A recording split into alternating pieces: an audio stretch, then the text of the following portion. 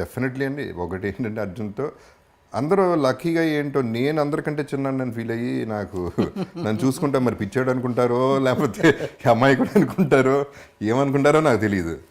తారక్ కూడా అంతే. తారక్ ఎంత చిన్నాడు నాకంటే. తారక్ బాబు తిన్నాడా, బాబు వెళ్ళాడా, బాబు కారు వచ్చిందా ఇవి చూసుకుంటాడు. అర్జున్ బాబు ఎక్కడున్నాడు ఏమైపోతాడు. సో అట్లా these people were there for I mean friends అంటే అది ఫ్రెండ్షిప్ అంటే అండి. అంతవరకు మనం ఎక్స్పెక్ట్ చేయాలి, అంతకంటే ఎక్స్పెక్ట్ చేయకూడదు.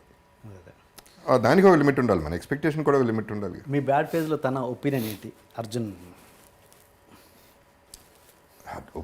బ్యాడ్ ఫేజ్లో అండి అదేనండి. అగైన్ ఒకటనేవాడు నా ఫామ్ది పెరిగితే నేను అమ్మేసిస్తాను.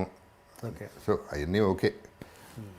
ఫైనల్గా మనం లక్కీగా అంత అవసరం పడింది కానీ అట్లా వెళ్ళలేదు. ఓకే. అడ్వైజ్ అంటే ఏమిస్తారండి అడ్వైజ్లో? ఒక స్టేజ్ తర్వాత ఎవరి లైఫ్ అటు చూసుకోవాల్సిందండి. ఒక స్టేజ్ తర్వాత కాదు, ముందు నుంచి కూడా నా లైఫ్ నేను చూసుకోవాలి. ఎవడో చూసుకోడు. ఎవడో చూసుకుంటారని ఎక్స్పెక్ట్ కూడా చేయకూడదు. మనం చూసుకోకపోతే ఎవడు చూసుకుంటాడు? అండ్ ఇప్పుడు అర్జున్ మీద వచ్చిన అలిగేషన్, శృతి అనే హీరోయిన్ వచ్చిన అలిగేషన్ వేసింది కదా, సెక్సువల్ ఇది, దాని మీద మీ ఒపీనియన్ ఏంటి? అది ఎట్టా ఎలిగేషన్ అండి? ఏం ఎలిగేషన్ అది? I don't think it's an allegation.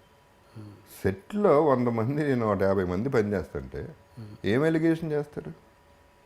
ఏం చేశాడు? ఓకే. ఊరిని వాళ్ళు చెప్పేస్తే నమ్మేయాలండి.